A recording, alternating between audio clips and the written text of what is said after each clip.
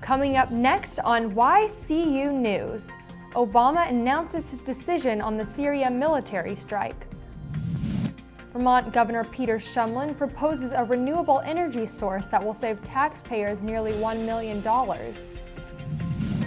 And a New Hampshire police dog finds a man wanted for questioning on an alleged assault.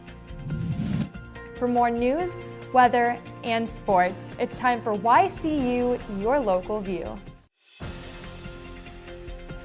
Now, your daily digest of the Dartmouth-Lake Sunapee region and central Vermont. News, sports, weather, public affairs, and all that's happening in our area. The news on YCU, your local view.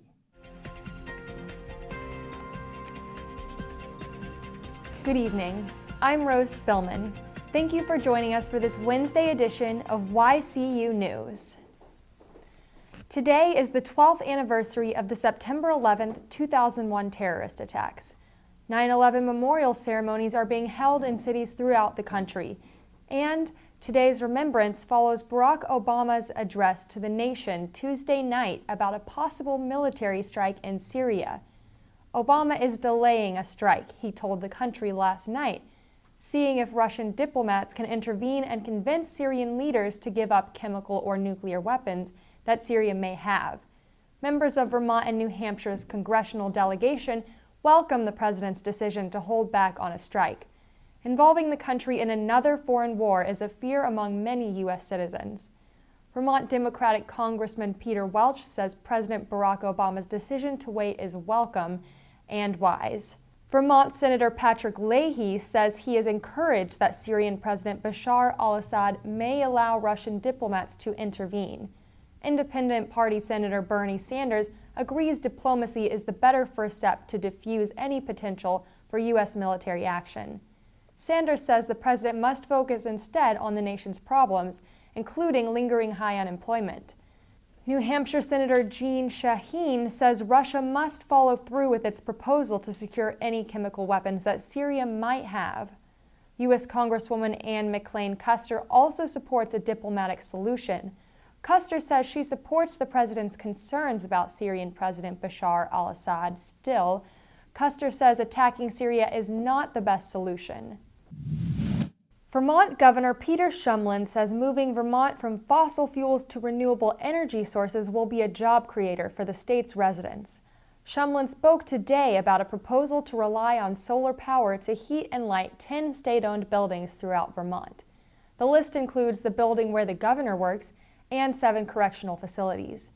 Shumlin says taxpayers will save about $1 million by switching to solar power. Using a renewable power source keeps the state's environment clean, too, Shumlin notes. In 2011, the state signed a contract with Williston, Vermont company All Earth Renewables to provide state buildings with solar power. This is part of Vermont's comprehensive energy plan. A Hopkinton, New Hampshire police dog helped find a 19-year-old man wanted for questioning about an alleged assault. Shortly before 4 a.m. today, Canine Brutus found Nathaniel Carr hiding in a cornfield. Police sought Carr after a report of an alleged assault in the TD Bank parking lot. The bank is located on Main Street in Hopkinton. New Hampshire State Police and Hopkinton and Henniker officers set up a search area. Canine Brutus was brought into this wooded area to assist. Carr was found in the field about a quarter of a mile away. Hopkinton Fire and Emergency Rescue members evaluated Carr's medical condition. Police say an investigation into the incident continues. Creating a community watch program in Claremont continues.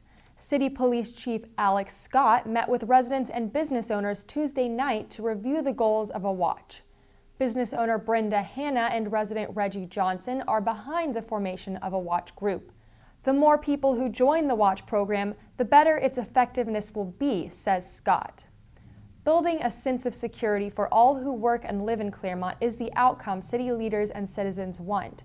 Communicating, reporting, and observing are the program's basic needs. Scott says the Community Watch program will achieve its goals by adopting a citywide focus rather than strictly a neighborhood watch detail. Avoiding a vigilante result, similar to what happened in Florida's George Zimmerman case, is key, Scott says. For more information about the Claremont Community Watch program, email Chief Scott at ascott@claremontnh.com, or he can be reached by phone at 603-542-9538. The Claremont City Council meets tonight. One topic for discussion may include the potential sale of an armory on Winter Street, reports the Eagle Times. The single-story red brick building is the site of a National Guard base. The building is used now for storing military vehicles. City leaders would like to sell the building and see it return to Claremont's tax rolls. YCU News will have more developments from the council's meeting tomorrow. Now we have the YCU weather forecast for this coming week and weekend. Tonight we have scattered thunderstorms with warm temperatures up to 92 degrees.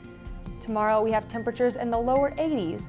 And don't forget to check out the Sculpture Garden reception and talk in Woodstock from 4 to 6:30 p.m. at the History Center. Friday will cool down to the upper 60s with a chance of scattered thunderstorms. But if you're looking for something fun for the kids, sign up for the Teen Tinkerers Night at Lawnshire Museum in Norwich from 6:30 to 8 p.m. Saturday temperatures will be in the lower 60s, and Sunday will have temperatures around 69 degrees with partly cloudy skies. So be sure to stop by the Fall Harvest Car Show from 9:30 a.m. to 2:30 p.m. at the Mount Sunapee Resort. I'm Rose Spillman for YCU, your local view. Good night.